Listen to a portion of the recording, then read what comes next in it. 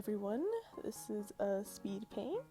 I've never done a voiceover before, so bear with me. I'm actually doing a line art for the drawing, as some of you know, for my girlfriend.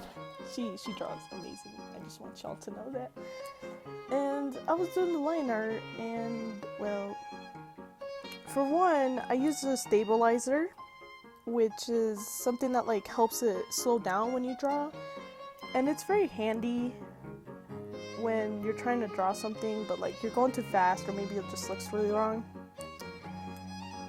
Some parts I fill in these little gaps in the corners. I don't know if you guys see that up close. I fill these little gaps and I just like do like a circle and then I fill it in, and it just brings more depth in the drawing. I also draw like a little straight lines that are like, I draw lines that are like less thicker than the line art, well, some of the line art, just because you don't want it to stand out too much, you know, you want it to put it there for more depth.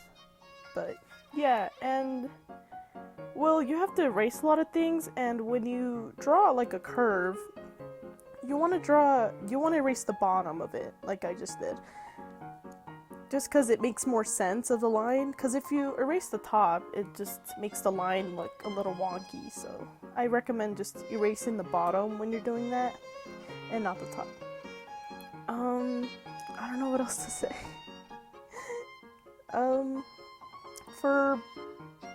I mean, it really just depends on your style.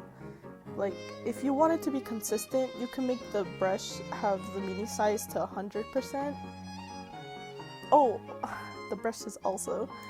I use this brush, which you can see has no texture on it. It's just a normal ink brush. I put the mini size to 0, which I recently found out was like to make, so if you have the pressure thingy, I don't know what it's really called, on your tablet, then it's easier to like, instead of changing the size of the brush every freaking time, you can just stick to like a big one, but you could do like light strokes, so it'd be lighter and not heavier. But yeah, I'm almost here done with the line art. I hate drawing fingers. That's one thing I do hate about that. They're really weird, and I really had to do like a lot of anatomy study for them, which I'm still not good at, but yeah. Those fingernails, I drew them too small. I realized that after I was zooming in a lot. I zoom in a lot because I can't really see, like, I have to zoom in to see all the detail and stuff from the lines or when I color, and it's really hard for me just because I wear glasses, but like I can't really see far away. I can see really up close, but you know, struggling times. But yeah, I don't really like wearing glasses when I'm drawing because I feel like it just affects it. But here I do the color palette off my last drawing because I totally forgot to put it on another sheet because I'm a dumbass. But so what I do is use the wand and I color in little details, or you could color in yourself like I did here just because I wanted to do it for fun. But you could close in that gap where the line art is and just use the wand, so you don't have to do that like I just did right there because I'm dumb. So I put in the base colors first and I put it under the line art layer, and the very bottom one is the skin, then I put the hair. I use a lot of watercolors, and the watercolors, I use 2 watercolors.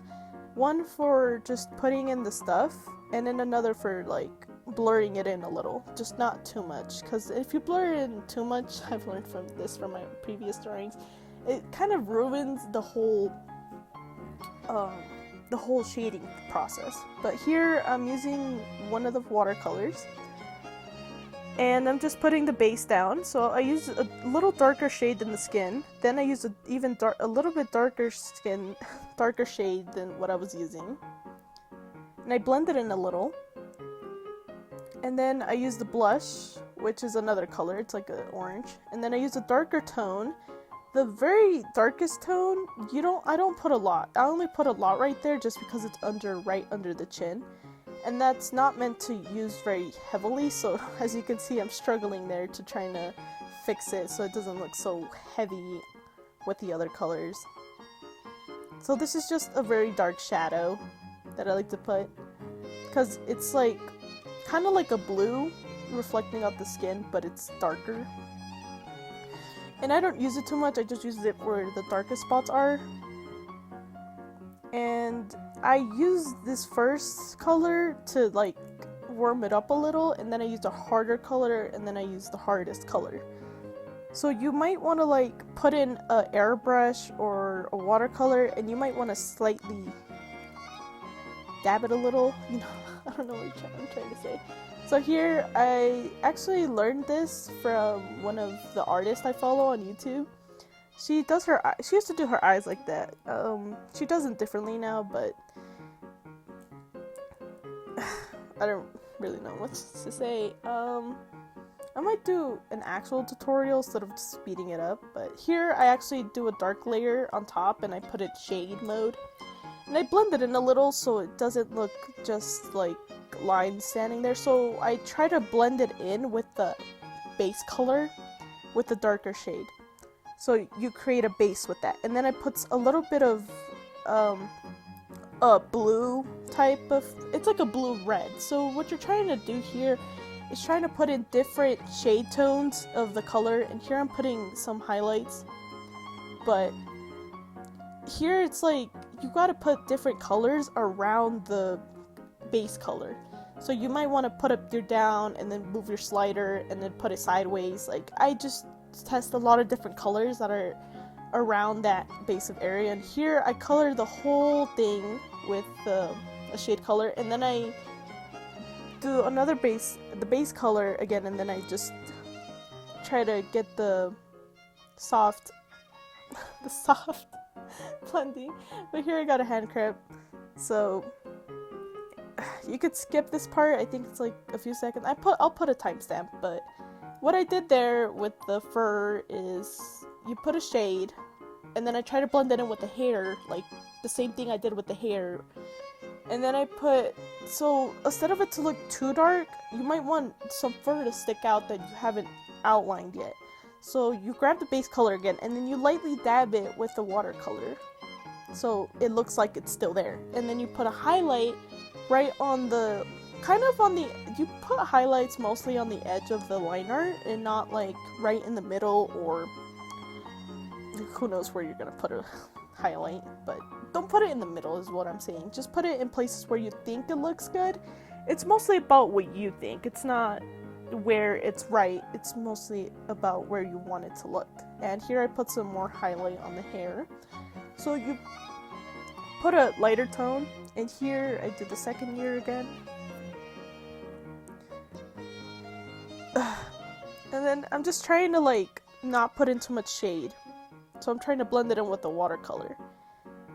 And I'm trying to put some darker because, you know, she's getting choked at someone. No, I'm just kidding.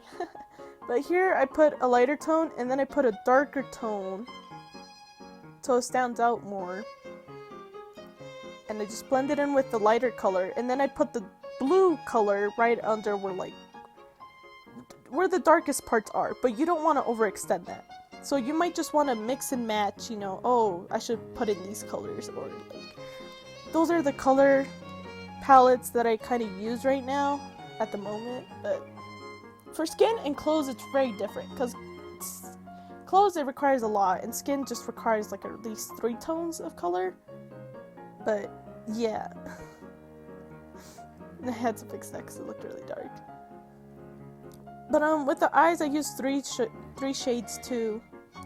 The first one you gotta blend in a lot because you're trying to create that soft warm, and then you're putting in the harder shades, you know.